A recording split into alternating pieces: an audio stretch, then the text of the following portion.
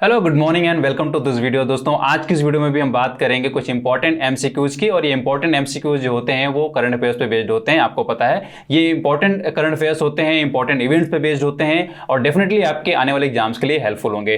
Right, तो time को बिना वेस्ट किए हुए शुरू करते हैं हमारा आज का ये वीडियो और देखते हैं पहला क्वेश्चन क्या है। The first question is, who has been named as the All India Football Federation AIFF Women's Footballer of the Year 2020-21? Right, तो यहाँ पूछा गया है कि भारतीय फुटबॉल महासंघ AIFF की महिला फुटबॉलर ऑफ द ईयर किसको चुना गया है। राइट, तो यहाँ पे जो करेक्ट आंसर है वो है नेंगमोल बाला देवी। राइट, तो आपको ये याद हो जाना चाहिए। वहीं अगर हम दूसरे ऑप्शन की बात करें तो ये है Manisha.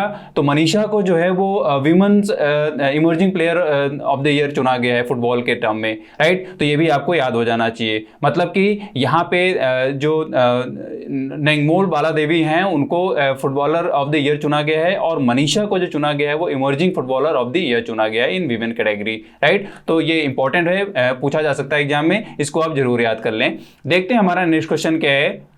Which temple has bन inscribed as India's 39th UNESCO world heritage list? ये भी बहुत इंपॉर्टेंट है। हेरिटेज लिस्ट जब भी आपसे पूछा जाए या जब भी कोई आसपास की कंट्री में ये नॉमिनेट किया जा रहा है या उसको लिस्टेड किया जा रहा है तो आपको वो जरूर याद हो जाना चाहिए, क्योंकि ये अपने आप में बहुत ही इंपॉर्टेंट होता है। मतलब कि हेरिटेज साइट्स जितनी भी हैं उनके टर्म में तो आप प्रिपरेशन ढंग से कर ही लें और जो नई साइट्स घोषित होती हैं उनको भी आप ढंग से पढ़ लें। तो अगर हम बात करें यहाँ पे करेक्ट आंसर की, तो करेक्ट आंसर जो है वो है काकतीय रुद्रेश्वर मंदिर। ये जो है वो तेलंगाना राज्य में पड़ता है। और अगर इसके थोड़ा हिस्ट्री में जाएं तो ये काकतीय साम्राज्य जो रहा है, जो एम्पायर रहा है, तो उसके ड्यूरेशन में, उस टाइम पीरियड में जो काकतीय कल्चर रहा है, स्कल्पचर रहा है मंदिर के टर्म में या जो अदर बिल्डिंग्स बनाने के टर्म में रहा, तो उन पे बेस्ड ये है। राइट, तो एक बेस्ट हेरिटेज है उस स्कल्पचर के टर्म में, उस आर्ट के टर्म में, खासतौर पे काकतीय साम्राज्य के टाइम में जो ये कल्चर चल रहा था, जो ये आर्ट प्रसिद्ध थी। राइट, तो एक तरीके से यूनेस्को ने इसको एक तरीके से 39th सूची में रखा है और ये अपने आप में बहुत ही अच्छी बात है जो यूनेस्को ने इसको अपने सूची में रखा है और ये डेफिनेटली ये वहाँ के टूरिज्म को बढ़ावा देगा।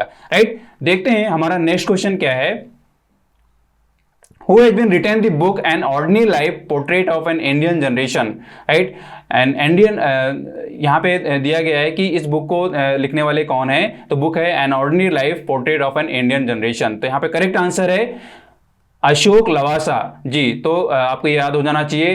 वहीं पे अगर मैं बात करूं अशोक लवासा की, तो अशोक लवासा जो है वो इलेक्शन कमिश्नर रहे हैं।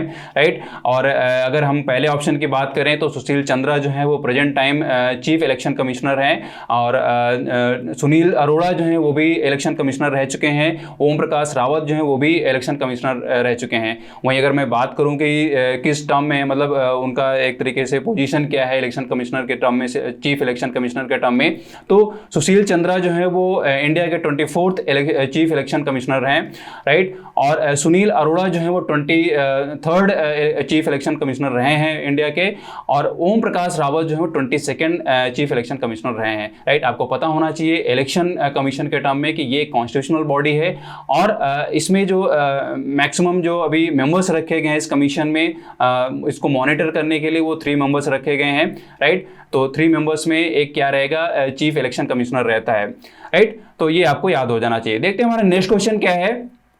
Which country has ratified the Framework Agreement for the International Solar Alliance (ISA) and is now a member of the Global Platform? Right? तो किस देश ने ISA गठबंधन के रूपरेखा समझौते को एक तरीके से पुष्टि की है, रेटिफाइड किया है और अब एक तरीके से पूरे ग्लोबल मेंबर के तौर पे अब जाना जाएगा। राइट, तो यहाँ पे जो करेक्ट आंसर है वो है स्वीडन जी। तो अगर हम यहाँ पे ISA की बात करें तो ISA जो है वो इसकी जो फाउंडेशन हुई थी, आपको याद हो जाना चाहिए अगर आपने इसको पढ़ा हो प्रीवियस करंट अफेयर्स के टर्म में। तो 2015 में मोदी गवर्नमेंट, मतलब नरेंद्र मोदी ने इसको अनाउंस किया था during the COP21 session. Right, जो कि पेरिस में हुआ था, यानी कि फ्रांस में हुआ था। तो वहाँ पे इसकी फाउंडेशन रखी गई थी और इसका जो पर्पज रहा है वो सिर्फ यही रहा है कि जो ट्रॉपिक कंट्रीज हैं अगर मैं इसमें अलायंस कंट्रीज की बात करूं तो 121 कंट्रीज इसमें हैं इसमें, राइट। तो इसका पर्पज ये रहा है कि जो ट्रॉपिक कंट्रीज रही हैं, मतलब जो सनसाइन कंट्रीज हैं जहां पे ज़्यादा से ज़्यादा गर्मी मिलती है, और ये ज़्यादा से ज़्यादा जो गर्मी मिलती है वो आपको अगर ज्योग्राफी आप जानते हैं तो आपको पता होगा कि Tropic of Cancer and Tropic of Capricorn का जो बीच का रीजन है वहां पे ये सनसाइन ज़्यादा देखने को मिलता है, राइट। तो वो जो सन एनर्जी है उसको एक तरीके से ग्रीन एनर्जी के टर्म में कन्वर्ट किया जाए, तो एक उसके टर्म में ये सोच रखी गई थी, उसके टर्म में ये थॉट प्रोसेस था, और उसी को प्रमोट करने के लिए अलायंस चल रहा है, राइट। तो आपको याद हो जाना चाहिए और इसके बारे में आप डिटेल में इसको ढंग से पढ़ सकते हैं। अगर मैं इसके हेडक्वार्टर की बात करूं तो इसका हेडक्वार्टर जो है वो इंडिया में है, गुरुग्राम में। ये भी बहुत इंपॉर्टेंट, ये आपको पता होना चाहिए, राइट। देखते हैं हमारा नेक्स्ट क्वेश्चन क्या है। The UN General Assembly has approved its first ever resolution on the vision for everyone in the following which countries among the sponsoring countries, right?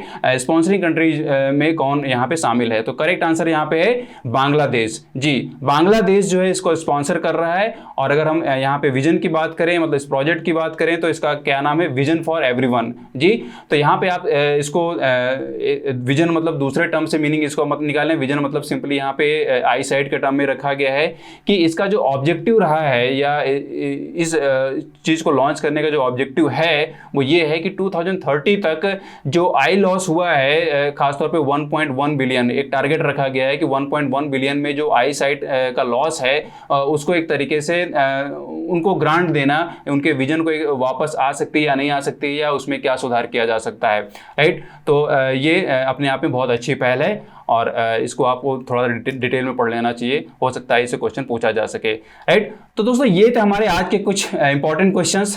ये डेफिनेटली आपके आने वाले एग्जाम्स के लिए हेल्पफुल होंगे। आप इनको जरूर पढ़ें, इनको डिटेल में जितना जान सके जानिए, क्योंकि डिफरेंट डायमेंशंस में क्वेश्चन बन सकते हैं और आपको ये डायमेंशंस पता होने चाहिए। खासतौर पर अगर आप इनको नोट कर लें तो वो आपके लिए और भी बहुत हेल्पफुल होंगे, राइट। तो वीडियो अगर अच्छी लगी, हेल्पफुल लगी तो इसको लाइक करें, शेयर करें, और चैनल में नए हैं तो इसको सब्सक्राइब कर लें, साथ में बेल आइकन को प्रेस कर लें ताकि जो इंपॉर्टेंट वीडियोज हैं उनकी आपको अपडेट पहले मिल जाए, राइट। साथ में हमको आप इंस्टाग्राम पे फॉलो कर सकते हैं, वहाँ ढेर सारे क्वेश्चंस आपको देखने को मिल जाएंगे, आप वहाँ पे उनको डाउनलोड कर सकते हैं और उसको पढ़ सकते हैं, राइट। तो मिलते हैं नेक्स्ट वीडियो में। Thanks for watching this.